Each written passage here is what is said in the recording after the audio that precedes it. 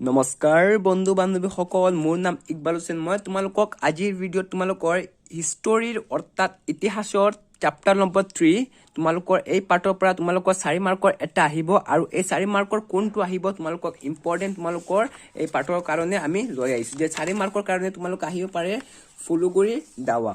এইটো তোমালোকে ফুলুগুৰি দাৱাৰ ওপৰত এটি চমু টোকা লিখা, এইটো বৰ ইম্পৰ্টেণ্ট। এইটো তোমালোকক আজিৰ এই ভিডিঅ'টোৰ জৰিয়তে এই ফুলুগুৰি দাৱাটো আৰু তোমালোকে কি কৰিব নালাগে, মুখস্থ কৰিব নালাগে, একেবাৰে কনচেপ্টটো ক্লিয়াৰ হৈ যাব। আজি এই ভিডিঅ'টো চালে তোমালোকে ফুলুগুৰি দাৱাৰ বিষয়ে আৰু কি কৰিব নালাগে, মুখস্থ কৰিব নালাগে। এইটো মুখস্থ কৰিলে তোমালোকে কোনটো পাৰিবা, এনেকুৱা চমু টোকাত দিছে আৰু এটা ফুলুগুৰি দাৱা, তেনেহ'লে এইটো কৰিলে এইটো অট'মেটিক পাই যাবা। তো বন্ধুসকল, মই তোমালোকক ফুলুগুৰি দাৱা তোমালোকৰ কাহানীৰ জৰিয়তে, তোমাৰ কাহানী যেনেকুৱা তোমালোকক শুনি তোমালোকৰ মনত থাকে, সেই কাহানীৰ জৰিয়তে তোমালোকক আজিৰ এই ভিডিঅ'টোৰ জৰিয়তে তোমালোকক ফুলুগুৰি দাৱাটো একেবাৰে সম্পূৰ্ণৰূপে তোমালোকক বুজাই দিম। তোমালোকে আৰু পৰীক্ষাত আহিলে 100% লিখি থৈ আহিবা। তো আজি ভিডিঅ'টো ষ্টাৰ্ট কৰোঁ। মই লিখি লৈছোঁ ফুলুগুৰি দাৱা। তো আমি প্ৰথমতে জানিব লাগিব যে ফুলুগুৰি দাৱা মানে কি। ফুলুগুৰি দাৱা মানে হৈছে যে নগাঁও জিলাৰ এখন ঠাইৰ নাম কি বুলি জনা যায়, ফুলুগুৰি। এই ঠাইখনক ফুলুগুৰি দাৱা নামে জনা যায়। তো আমি এতিয়া বুজিলোঁ যে ফুলুগুৰি দাৱা মানে কি, নগাঁও জিলাৰ এখন ঠাইৰ নাম ফুলুগুৰি দাৱা। তো ফুলুগুৰি দাৱাত মানে এই নগাঁও জিলাত মানে বেছিভাগ মানুহ কি আছিল, কৃষক আছিল। আৰু তেওঁলোকৰ মানে কোন জাতিৰ মানুহ আছিল, তিৱা জাতিৰ মানুহ আছিল। তোমালোকৰ তিৱা মানে তিৱা জাতিৰ মানুহ বেছি আছিল। সেই সময়ত যেতিয়া আমাৰ কৃষকসকলে মানে সকলো খেতি কৰিছিল, যে তামোল আদি ধান খেতি সকলো বস্তুত মানে কি কৰিছিল, ব্ৰিটিছসকলে কৰ লগাই দিছিল। কৰ মানে কি, টেক্স লগাই দিছিল। টেক্স লগাৰ পিছততো আমাৰ অসমবাসী কিমান সহ্য কৰি আছে। পিছত কি কৰে, তামোল গছৰ ওপৰতো, তামোল পাণৰ ওপৰতো কৰ লগাইছিল। সকলো বস্তুত মানে আৰু কৰ লগাইও দিছিল। মানে তেওঁলোকে আৰু শান্তি পোৱা নাই, মানে আমাৰ মানুহবিলাক সকলো বস্তুৰ ওপৰত মানে কৰ লগাইছিল। তেওঁলোকে আৰু কৰ সহ্য কৰিব পৰা নাছিল। তেওঁলোকে আফু খেতিও কৰিছিল, আফু খেতিৰ ওপৰতো কৰ লগাই দিছিল। কোনে লগাইছিল, সেই ব্ৰিটিছসকলে। তেওঁলোকে মানে সকলো বস্তুত কৰ লগাই দিছিল। তেতিয়া সহ্য কৰি আৰু সহ্য কৰিব নোৱাৰা হয় তেওঁ কি কৰিলে, 1500 সৈন্য একেলগে গোট হৈ এখন ৰাজমেল পাতিলে যে আমি ব্ৰিটিছসকলক আমি এইবাৰ খেদি পঠিয়াব লাগিব যে ব্ৰিটিছসকলক। তেওঁলোকে আমাৰ সকলো বস্তুত আমাৰ কৰ লগাই দিছিলে। তেওঁলোকে আৰু আমাৰ মানুহবিলাক আৰু ইমান গৰম হৈছে যে ব্ৰিটিছক খেদি পঠিয়াব, তেওঁলোকে আমাৰ সকলো বস্তুত কৰ লগাইছিলে। তেতিয়া চোৰাংগে কি কৰিছিলে, চোৰাং মানে কি, এজন কাণৰ পৰা আৰু এজনৰ কাণক গিয়ে এই খবৰটো যোনে কয় তাক চোৰাং বুলি কয়। চোৰাংগে কি কৰিলে, সেই খবৰটো শুনিলে যে এনেকুৱা এজন মানুহে কি কৰি আছে, তেওঁলোকে 1500 একেলগে গোট খাই তোমালোকৰ কাৰণে খেদি পঠিয়াব, তোমালোকক মাৰিব, তোমালোকক কৰ লগাইছিলে এইবোৰৰ কাৰণে তেওঁলোকে ৰাজমেল পাতিছে। আহি কাক ক'লে, ব্ৰিটিছসকলক ক'লে। সেইজন মানুহ আমাৰ ইয়াৰ পৰা মানুহে গৈ ক'লে যে সেইজন মানে কি আমাৰ মানুহেও এনেকুৱা কাম কৰে চোৱা। তেওঁলোকে গৈ কৈ দিলে ব্ৰিটিছক, এজন মানুহে গৈ ক'লে, লাহে লাহে কৈ দিলে। ইয়াৰ পাছত কি হ'লে যে তেওঁ ক'লে আমাৰ বিৰোধিতা কৰি আছে আমাৰ তোমালোকে কৃষকসকলে ন, আজিয়ে গম পাবা। পুলিচ বাহিনী তেওঁলোকে আছিল, সিয়াত আছিল মানে ডাঙৰ হিচাপে মানে ব্ৰিটিছসকলক মানে তেওঁলোকৰ ডাঙৰ এজন হিচাপে হাৰ্বাৰ্ট স্কন আছিলে। হাৰ্বাৰ্ট স্কন তেওঁ মানে ওপৰ লেভেলৰ মানুহ আছিলে। হাৰ্বাৰ্ট স্কন যে কি কৰিলে, যে পুলিচ বাহিনী আদি পঠিয়াইছিলে, যাও তোমালোকে এইবিলাক খেদি পঠিয়াবা ক'লে। আহিলে পুলিচ বাহিনী, সেই 1500 যে ৰাজমেল পাতিলে, সেই ৰাজমেলত আহি কি ক'লে, হে কৃষক, তোমালোকে লাঠিটো পেলোৱা আৰু তোমালোকে গুচি যোৱা ইয়াৰ পৰা, নহ'লে তোমালোকক গুলিয়াই ওলাই দিম। আমাৰ অসমীয়া মানুহবিলাক ভয় খোৱা নাছিল। কি কৰিলে, পুলিচৰ পিছে পিছে গৈ পুলিচক খেদিবলৈ ধৰিলে। পুলিচে ভয়তে গৈ যিজনৰ পৰা আহিছিলে সেই আকৌ হাৰ্বাৰ্ট স্কনজক গুচি গ'লে, কয় হে মহাৰাজ, আমালোকে নোৱাৰো। অসমীয়া কৃষকসকলে আমাৰ তেওঁৰ মানুহবিলাকক ইমান খং উঠিলে যে তেওঁলোকৰ তেজবোৰ ইমান গৰম, আমালোকে ভয়তে আহিছো ক'লে।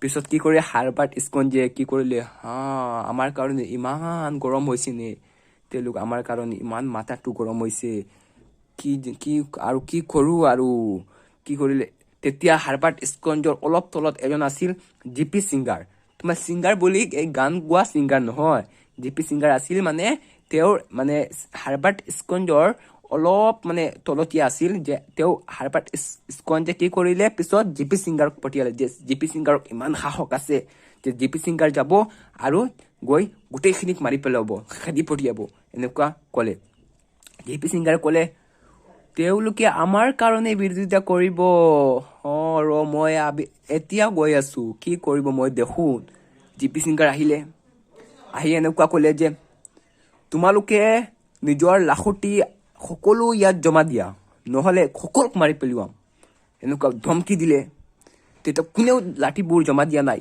আনকি মহিলাবিলাকেও তেওঁলোকৰ যি পাইছিল হাতত সেই সকলোবোৰ লৈ আহিছিলে কৃষকবিলাকে তেওঁলোকে খেতি কৰি আছিল তেওঁলোকে হাতত মানে কোৰ যিবিলাক আছিল কোৰ আদি সকলো লৈ আহিছে মহিলাবিলাকে হাতত যি আছিল লৈ আহিছে ঝাৰুবিলাক পাইছিল সেইবিলাকো লৈ আহিছে আহি এই ৰাজমেলত আহি উপস্থিত হ'ল যেতিয়া আহিলে জিপি সিংগাৰ ক'লে সকলো জমা দিবলৈ কাৰণে তেওঁলোকে জমা দিয়া নাই কি কৰিলে জমা একো দিয়া নাই আৰু এনেকুৱা নিদিয়াৰ কাৰণে কি কৰিলে জিপি সিংগাৰ মানে সিংগাৰজনে কি কৰিলে এনেকুৱা লাখুটি টানি পেলাই ৰাখিবলৈ কি কৰিলে আৰু এই টনাটনি এজনৰ মাজত মানে এজন আমাৰ কৃষক আৰু জিপি সিংগাৰৰ মাজত কি কৰিলে লাঠিটো টনাটনি এনেকুৱা হৈ আছে আৰু তেওঁ লাঠিটো দিবৰ কাৰণে কৈ আছে কিন্তু দিয়া নাই আৰু এজন কৃষকৰ কি হ'ল ইমান খং উঠিছে আৰু কি কৰিছে লাখুটি এনেকুৱা লৈ আহি ঠাং কি মাৰি দিলে কাৰ ওচৰত এই জিপি সিংগাৰৰ মাথাত একেবাৰে মাৰি পেলালে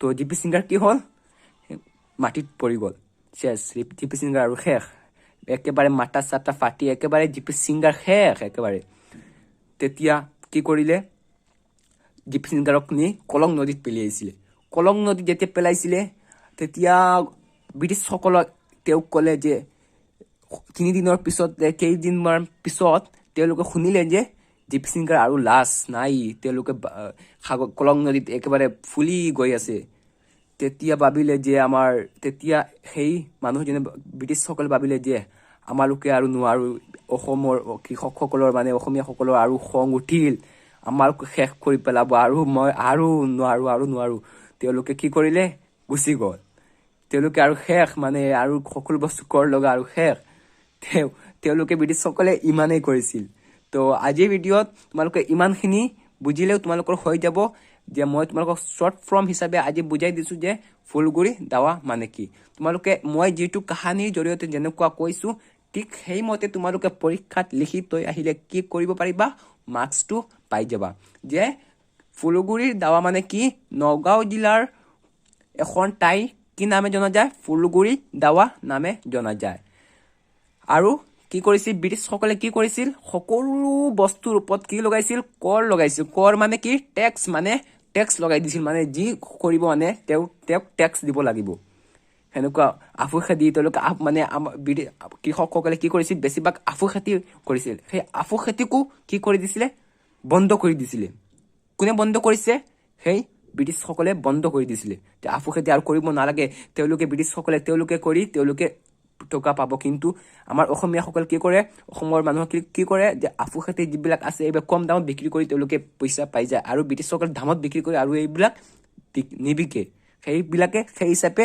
আফু খেতি বন্ধ কৰি দিলে কৃষকসকলৰ যে তেওঁলোকে কৰিব আৰু হাৰ্বাৰ্ট স্কঞ্জ কি আছিল সেই ব্ৰিটিছসকলক এজন মানে ডাঙৰ হিচাপে আছিল তেওঁ মানে ৰাজত্ব কৰিছিল আৰু জিপি সিংগাৰ মানে ইয়াৰ তলতীয়া আছিল যে হাৰ্বাৰ্ট স্কঞ্জে জিপি সিংগাৰক পঠিয়াইছিল জিপি সিংগাৰ পঠিয়াৰ পিছত কি কৰিলে জিপি সিংগাৰক একেবাৰে মাৰি ক'ত পেলালে কলং নদীত পেলাইছিল কলং নদীত একেবাৰে শেষ কৰি পেলালে আফু খেতি বন্ধ কৰিছে তেনেকুৱা তোমালোকে এনেকুৱা মই কোৱাৰ দৰে তোমালোকে গোটেইখিনি বহলাই লিখি ল'বা তো আশা কৰোঁ তোমালোকে আজি এইটো বুজিছা সম্পূৰ্ণৰূপে তো নেক্সট ভিডিঅ'ত আৰু এনেকুৱা তোমালোকৰ প্ৰশ্ন আনচাৰটো এনেকুৱা বুজাই যদি দিব লাগে তেনেহ'লে মোক কমেণ্টত সুধিবা তোমালোকক সকলো টান যিবিলাক কুৱেশ্যন আনচাৰ আছে সেইটো মই তোমালোকক এটা ভিডিঅ'টোৰ জৰিয়তে তোমালোকক বুজাবলৈ চেষ্টা কৰিম তো থেংক ইউ ফৰ ৱাচিং